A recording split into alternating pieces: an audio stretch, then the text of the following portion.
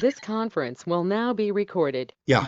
So again, Mazel Tov to Paz and Trishi Tamar, and we're going over some of the questions that were asked, and these are some fairly common questions. Okay, so not so common, but you knocked it out of the park. Was what happened on Yom Kippur, and that is the end of the last 40 days that Moshe was on Mount Sinai, came down with the tablets, the second tablets, and bringing down the tablets meant that was a message of slicha, forgiveness, right? And that is Yom Kippur. Okay, how many mitzvot are there? 613. 613, good. Now this, they also asked, how many rabbinic mitzvot are there? Now that's not, to tell you the truth, I wasn't sure what answer they were looking for, Trishi, okay? I wasn't sure what they were going for because it's sort of like a loaded question, because there are many, many, many rabbinic mitzvot, right? But the answer they were looking for is 7 main rabbinic mitzvot, okay? There are 7 main rabbinic mitzvot, and they wanted to know what were those 7 main rabbinic mitzvot, okay? So the way that and Natalie and I, we reviewed it so we know for ourselves, and the way that we remembered it was 3-2-2, okay? 3 are holiday related, okay? 2 of those are very simple. What are 2 rabbinic holidays? Hanukkah and Purim, right? So that's 2 easy ones. The third holiday-related one is Hallel. Hallel is a part of the tefillah, part of the prayers that we say. We say it on Rosh Chodesh. We say it on holidays. We don't say Rosh Hashanah Yom Kippur, but we say it on holidays. Hallel means thanks. So that is a thanksgiving prayer that we add to our usual morning prayers on special days for which we're giving special thanksgiving. Okay?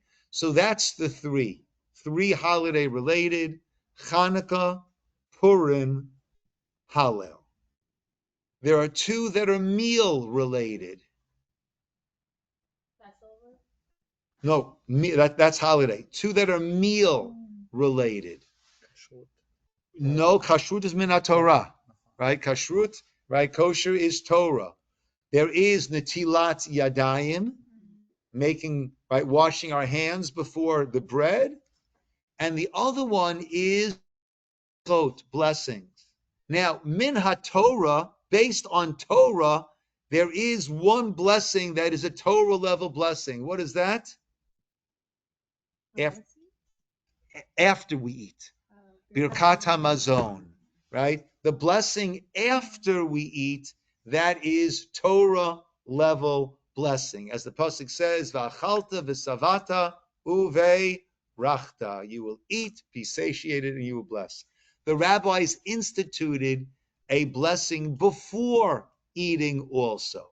And when we finish the topic of Shabbos, the next thing we'll deal with, and it's a major topic, is brachot, the blessings. That gets a little bit complicated. Yes, Rachel. You said Birkat Hamazon, but usually that's only after you've had a bread meal. Correct. So that's the only one That's the only one. Okay. After a non-bread meal, the blessings that we make are more rabbinically instituted.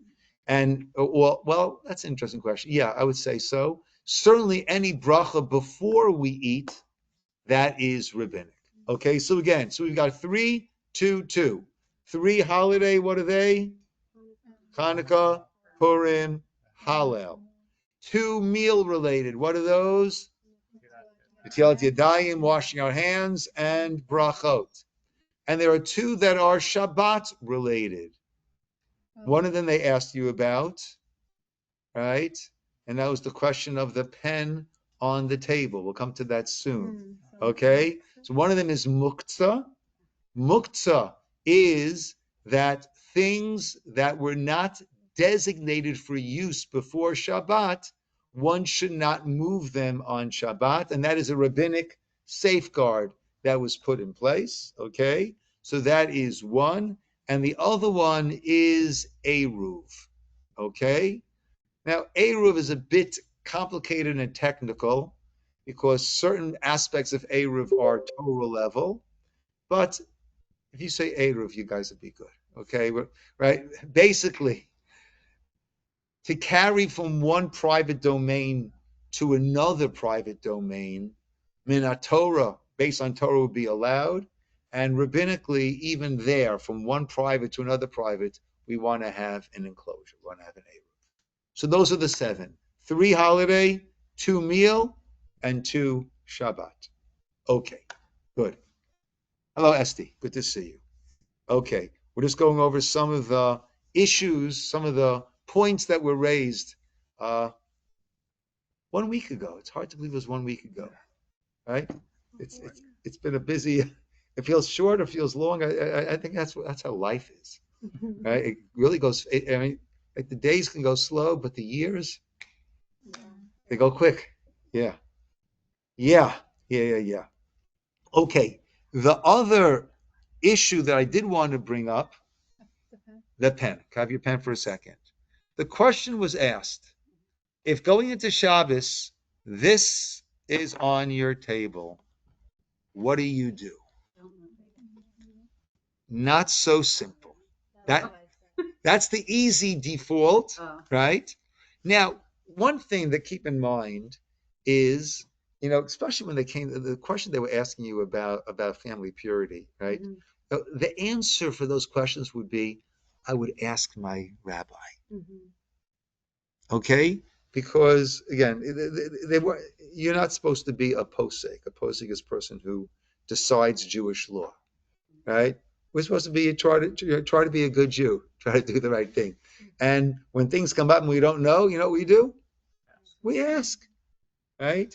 One overwhelming aspect of Judaism is we're supposed to ask. There's no embarrassment in not knowing. Actually, it says in Ethics of the Fathers, Ein habaishan lomeid. A person who's a baishan, a person who's so embarrassed, they're not going to learn. I can't ask. They'll think I'm stupid. They'll think this. They'll think. Ask, right? And I think some of you, I've heard something from many people who are coming to Judaism, or came to Judaism, that how in other religions they were discouraged from asking questions. Don't ask. And I'm sorry? It's a sin. And in Judaism we say it's a mitzvah, right? Asking is Talmud Torah. Asking is learning Torah. And of all of the mitzvot, we say Talmud Torah keneged kulam.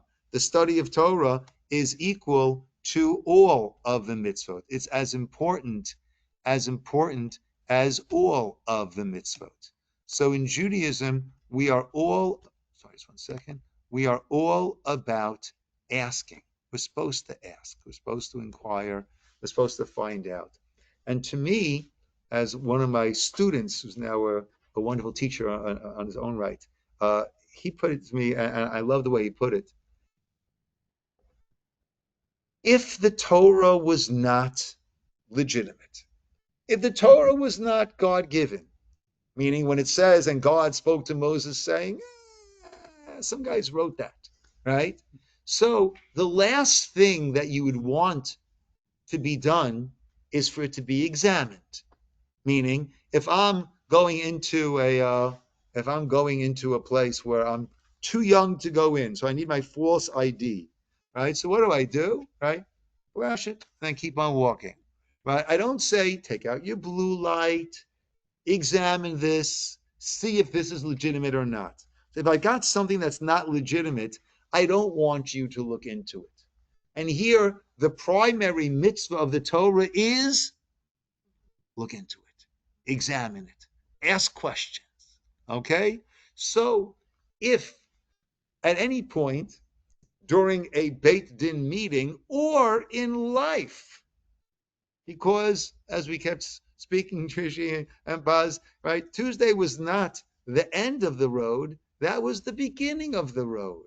And we're all constantly learning and finding out more things, myself included. Everyone is, right?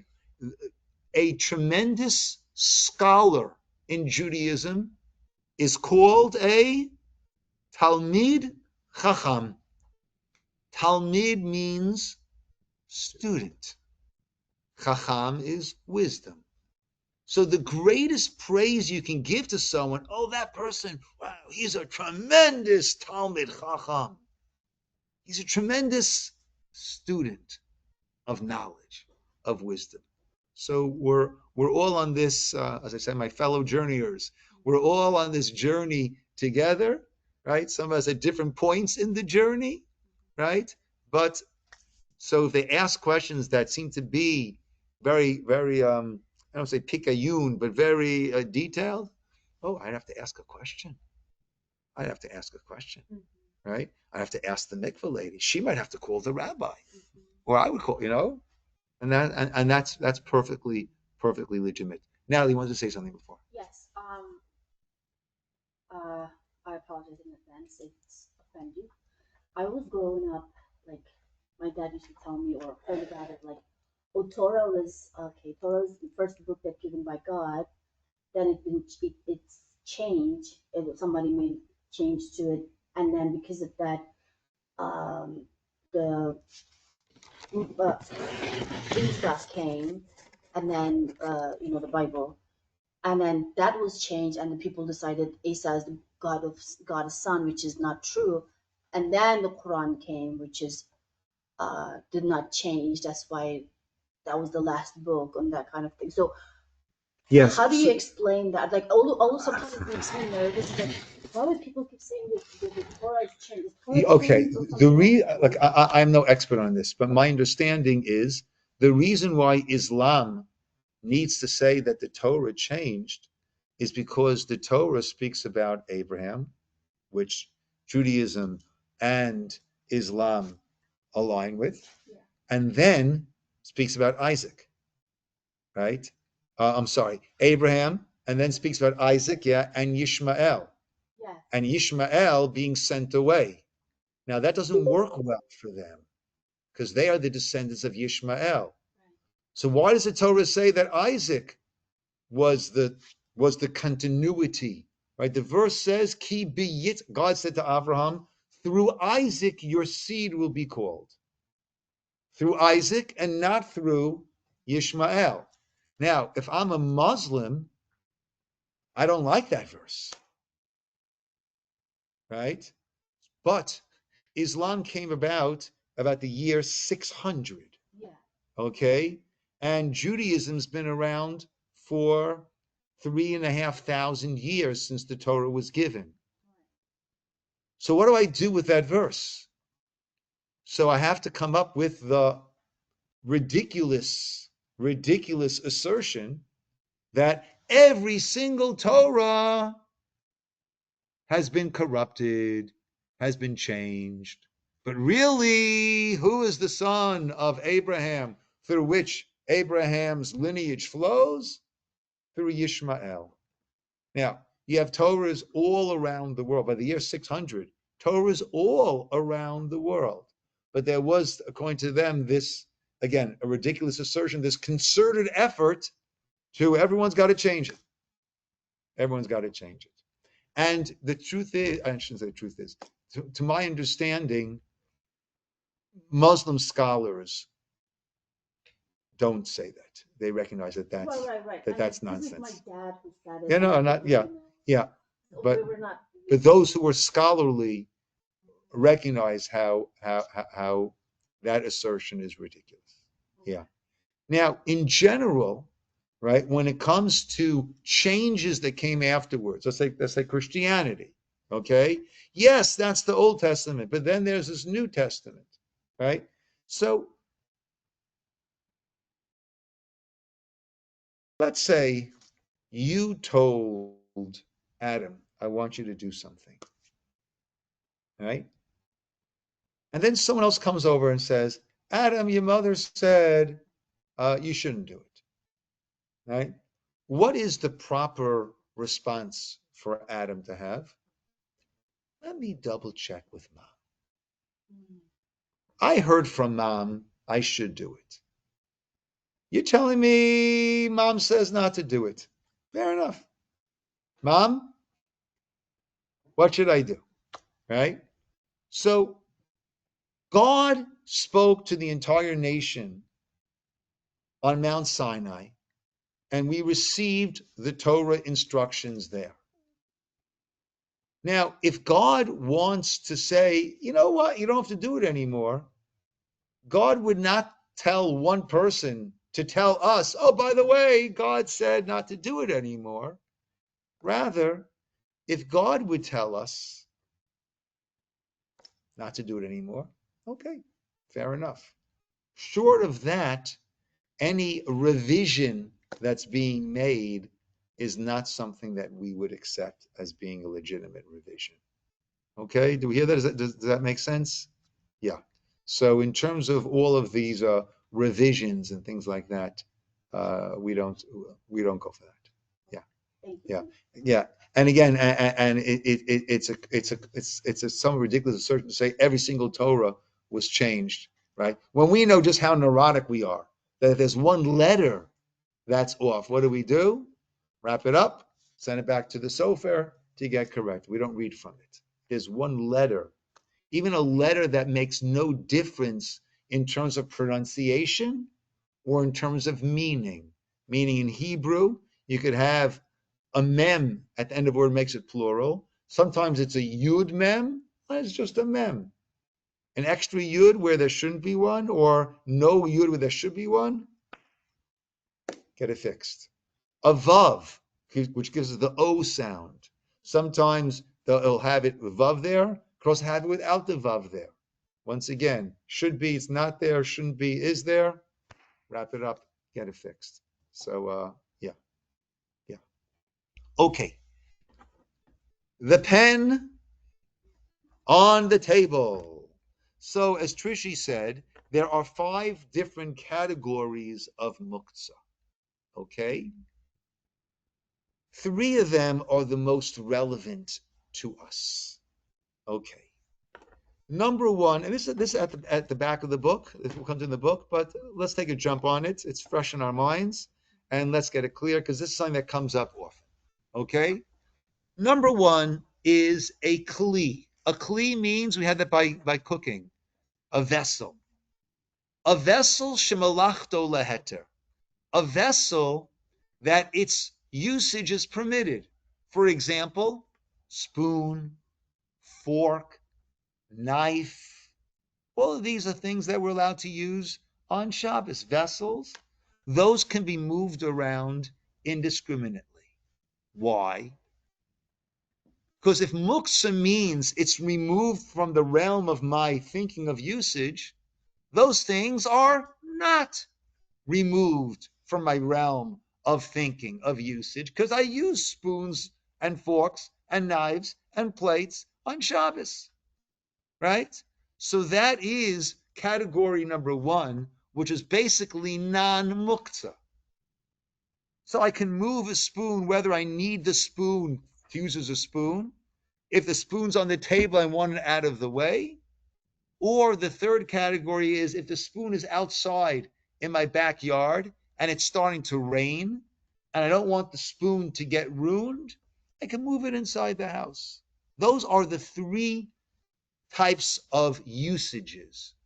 Moving it, what's called sorech gufo, to use it for itself, for its place, or to protect it. Okay, the Hebrew is sorech gufo, the need of it itself, sorech, the need of mikomo, its place, or as is termed in the Talmud, mechama litzel, from the sun to the shade to protect it. Okay, so category number 1 is a kli, a vessel that its usage is permitted. I could use it, move it for itself. I can move it for the place.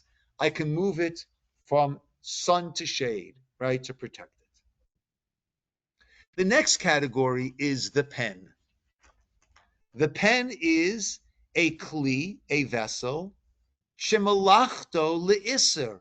Its main usage is prohibited on Shabbos. Its main usage is writing, and writing is one of the 39 melachot that we're not allowed to do on Shabbos.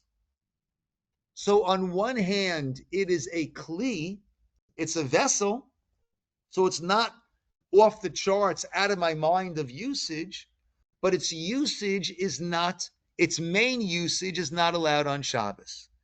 But let's say, in terms of the pen, I need that pen because something got, I'm playing a game with my kids, and a piece got stuck in the couch.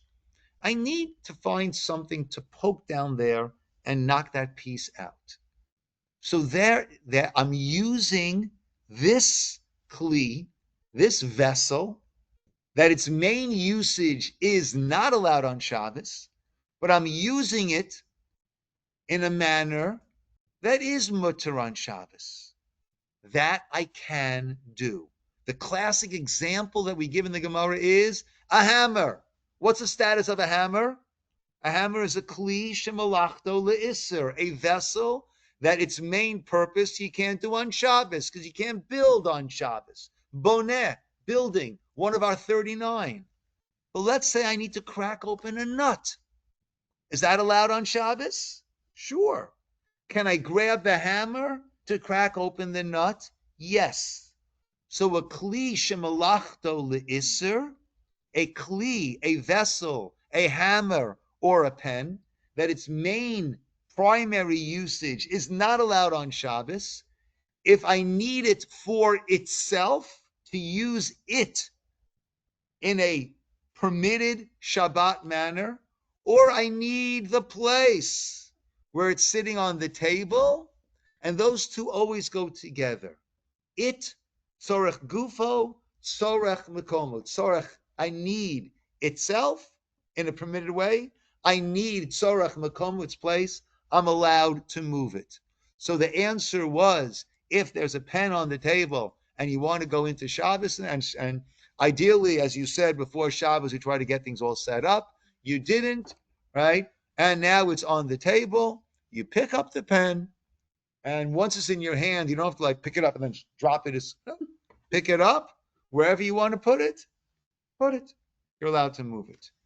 But the difference between a kli shemalachto le'isser, the pen, and a kli shemalachto leheter, and the spoon, the kli that its main usage is permitted, is mechama litzel, from the shade, from the sun to the shade.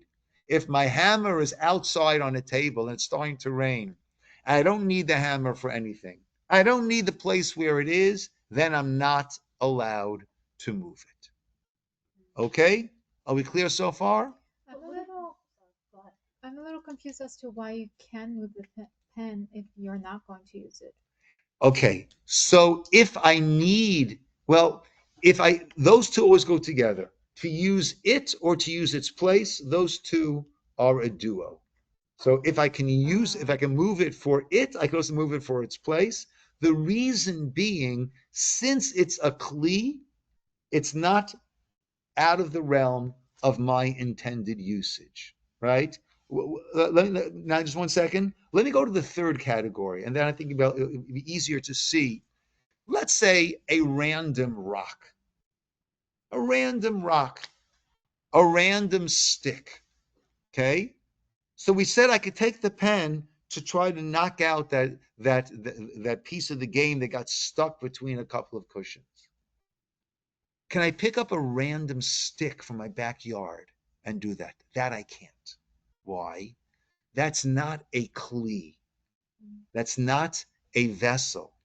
And therefore, going into Shabbos, that was completely muktzah, removed from the realm of my usage, right? I'm playing backgammon with my kids, and we're missing a piece.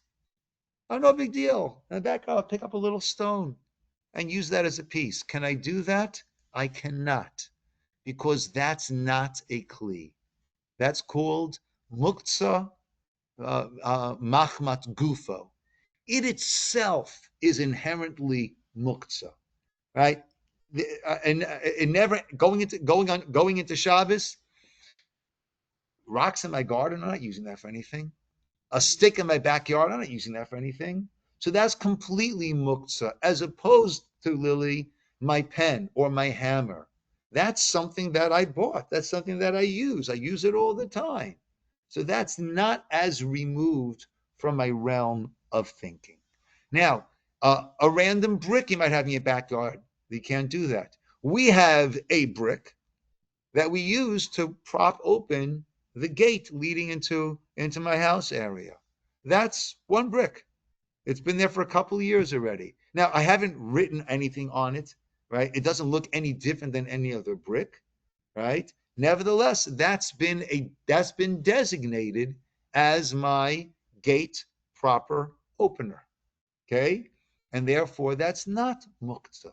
Why? Why is it not muktzah?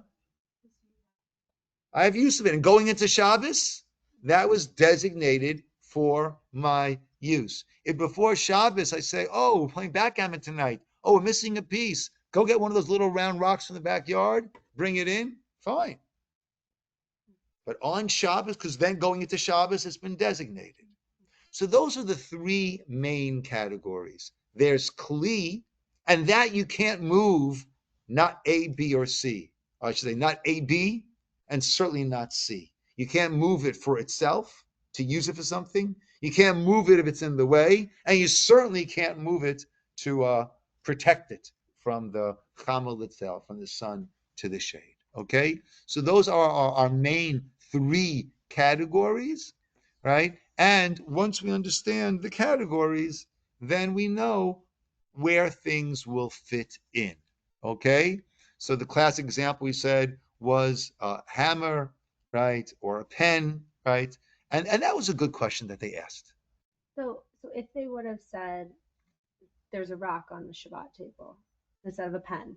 And right, if it wasn't designated beforehand, then you could not move it. Yeah. So now you did mention that you can move it in an unusual way. I've okay. seen that a million times. So where does that come from? Okay. So there's something called tiltul min hatzad, which is carrying it, moving it in an unusual manner. Okay. So when you really need something or it's really in the way, okay. So where would that come in? A fourth category is Muktzah Mahmat Chisaron Kis. It is a very expensive item. Okay? The example that they use is, let's say, a knife that the mohel uses for circumcision, or a knife that a shochet uses to slaughter an animal, right? Now, you're not going to use that to slice a tomato. Okay, you're not going to use it to slice an apple. Okay, that is something that you are very, very, very careful with. And right, you're very, very, so that is like a super muktzah, right? Because again, if muktzah means it's removed from my realm, so then going into Shabbos, there's no way I'm using my shochet knife. There's no way I'm using my moel knife unless I've got a brit scheduled for tomorrow, but I'm not going to use it to cut the roast beef. Right? So that is super muktzah. That's super removed from my mind. So that, not A, B, not C.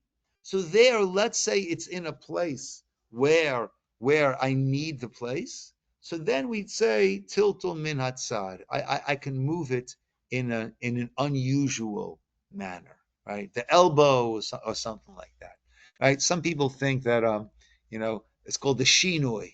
Right? Oh, the shina makes everything mutter. It makes everything allowed. Like, oh, I want to watch the Laker game tonight. Oops. Right? It doesn't work that way. That is not a legitimate approach. Okay? So those are our. I gave you 4. 1, 2, 3, 4. You said 5. What was the fifth one? Shabbat candles.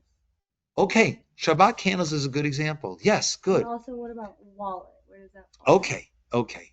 So a wallet, right, would now, how about a computer? You left your computer on the table.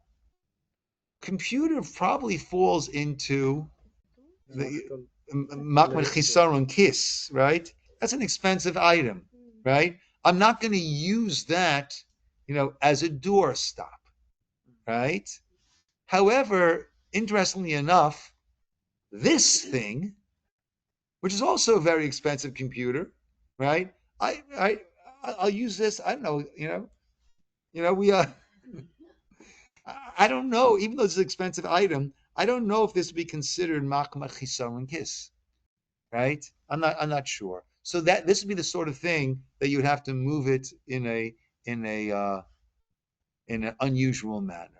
Now, there's also muktzah. Thank you, Tamara. There's also muktzah machmat isur. It's muktzah because it's asur, because there's a prohibition over here, like my Shabbat candles, right? There, right? If I move it, what might happen, right? It might go out, right? So that's also a very a stricter type of muktzah that all three, the A, B, and C, right, would not be allowed. Now, you had a question before. You good now? One little question. Yeah. So you said it's okay to protect from the sun, like for example, a spoon, if it's raining, you can put it inside. Some examples, the hammer, if it's under the rain, it's going to rust. So if I bring them in, it's going to be protective, no? But correct. So, but we're not allowed to do that. That's the difference between a kli shemalachto leheter, a vessel that its main usage is permitted, and a vessel that its main usage is prohibited. Okay. Right? No, no. In both of them, I can move them either for it or for its place. Those two go together. They're a duo. But the difference would be moving it from the sun to the shade, as example you give, moving it in order to protect it. Okay. Good? Rabbi, Good. wait, Yes. in regards to the pen on the table, was it only allowed to be moved because we need the space on the table? Yes. Okay. Yes. Okay. Yes. Was Right. that question asked orally, or you have to write that down? Orally. How many questions they ask you orally? It was all. Yeah, it was all Like the how whole many thing. hours? I don't know. It was like the part that Rabbi was there for was probably like 10 minutes, 15 Yeah, I'd minutes. say 10, 15 But minutes. then me and Paz also talked to him beforehand for probably like 15, 20 minutes. Is it talking or they're asking you questions? Well, I was confused. I was like, are we talking? Are you testing me? What's going on? Look, each yeah. We don't know. Yeah, I would just say each Beit Din is a little bit different. Okay, each Beit Din is a bit different, and yeah. Like, What was your did experience? they have like questions like written down that they were asking you? They didn't have anything written down. It was funny because at one point he had paper and he was kind of like writing some stuff down and kind of like flipping through it. But then I realized later on he wasn't. I don't think he was actually reading anything. I think he was just kind of taking notes. But it wasn't a bunch of questions either. I mean, there were questions, but it was a lot more conversation. Yeah, it was very conversational. It wasn't Yeah. like, okay, question one, question That's two. interesting. In my mind, I'm thinking That's what I thought, too. and it's just going to be question after That's what I question. thought too. Okay, so keep in mind also, guys, that by the time you come to the final Beit Din meeting, that is, well, if you're meeting the Beit Din on the day of the mikvah, then that's basically a formality. Okay, that's basically a formality, and the real questions with Rabbi Ru or with the RCC, the real questions are going to be leading up to that at meetings and leading up to that point, right? Okay. It's not And- like the last that meeting is gonna cut you off. It's not like Right. a final Okay. exam. Okay. Yeah. Right. Yeah. In other words, with the RCC for sure, you'll have at a certain point you'll say we're ready. I remember I forgot who it was, but I said they're ready. They're ready for the final meeting. Please schedule the final meeting for them. They're ready. They're ready to move forward. And they had a pretty intensive final meeting. Once that was set, great, beautiful. Let's schedule the mikvah. Now, on the day of the mikvah, they'll ask basically some questions like, are you accepting upon yourself, right, as you're in the mikvah, right? Are you accepting upon yourself all of the Torah laws, all of the rabbinic laws, right? I forget all of that. Do you believe in like one Right. Do you God? believe in one God, right? Are you, right? Are you sure you want to become part of the Jewish people, right? You guys remember what those things they were It's just a lot about the oral and the written Torah. Yeah. And then he just kept, I remember him was like, are you sure? Like you only have to do 7 now. You sure you want 613? And I'm like in the mikvah, like, yes. I can make that. Yeah, pretty much that. I think some of them might be going for smicha, so that's why they're thinking about how many questions. Or the people asking the questions? No, I think some of the people were studying on smicha level. No, so smicha is actually when a person wants to become a rabbi. Yeah, Right? it's just a bad But joke. you have to convert first, and then Yeah. That's a bad joke. Rabbi, Yeah. and how do you know when someone's ready? How do I know when someone's ready? I'll go through. I'm trying to think. I'll go through a lot of the things with them, and just we'll do some like random pre-tests, things like that. So like separately, not in this. Correct. Oh, okay. Correct. And here I just happened to have it just worked out. God arranged things beautifully the entire day.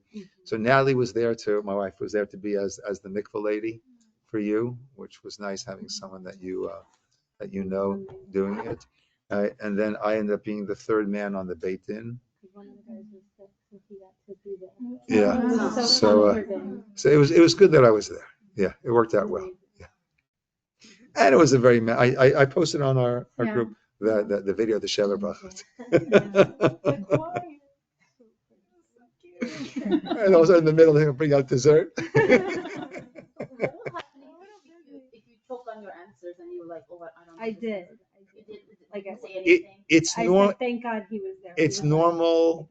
It's normal for people to get a little bit nervous, and I'm sorry. I said we're emotional. Yeah. That's what happens with me. Yeah. I just get emotional. Yeah. Melissa, why don't you introduce yourself to the crew here? Hi, I'm Melissa.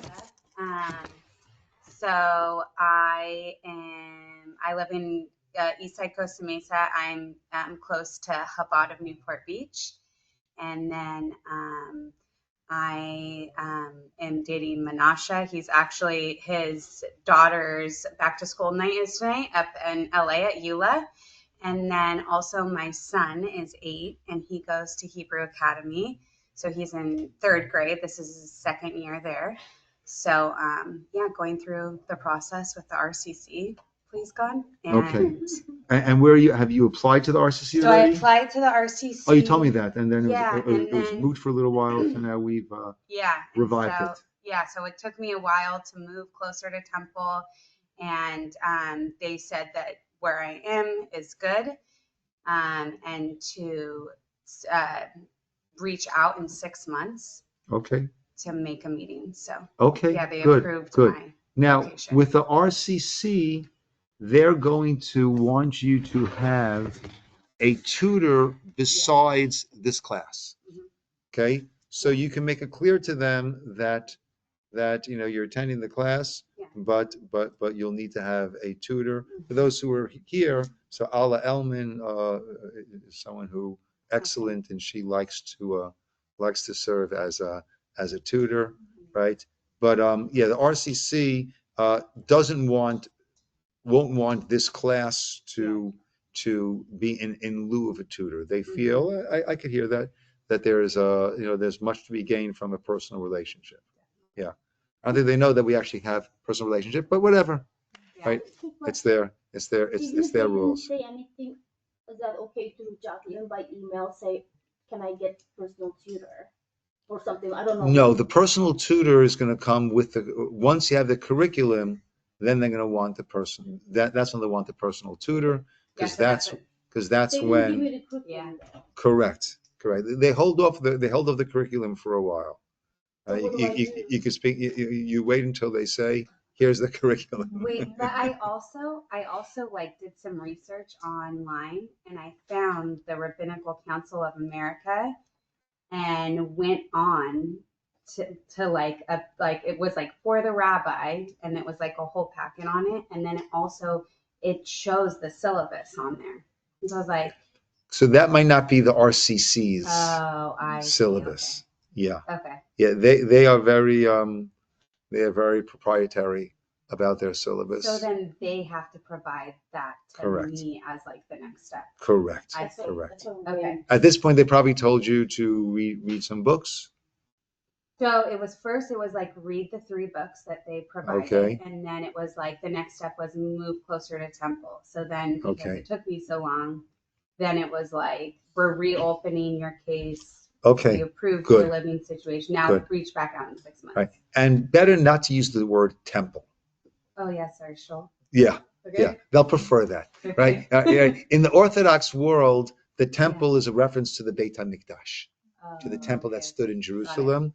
And in the Reform world, for sure, they go to temple. Okay. Right. Yeah. Right. It's okay. Here, I just want to, you want to use the terms that they'll appreciate. Okay. Yeah. Sounds good. So I've moved closer to shul, Yeah. Okay. to synagogue. I Yeah. grew up knowing temple as a place Oh, where yeah. Buddhists go. Yeah. Oh, Yes. And Yeah. then when they say Bible, we know that's for Christianity. So when one of my Jewish teachers was saying Bible, I look at her, I said, could you please say Torah? I can't breathe when you say Bible because I feel like you're like we're making a sin here. Let's just say Torah. And she's like, okay, let's do it. Okay. So we're going to call over here because I have davening in just a couple of minutes. Next week, davening is going to be 10 minutes or 5 minutes. I'm not sure. Probably about 5:45. So the question is, do we want to start 5:45, or do we want to move it till after davening to 7:30? Okay, you know what? Let me put it out there. We have the app. Everybody's on the app. Yeah. Okay, Melissa, just if you'll, yeah, I'll add you to the I think app. you can do like a survey. Yeah. Are you good at Do doing you want that? me to do it? I'm making an administrator. So Now I they knows how to do that. I know how to do that. I have one quick question. Yes. That I was talking about with my Hebrew teacher.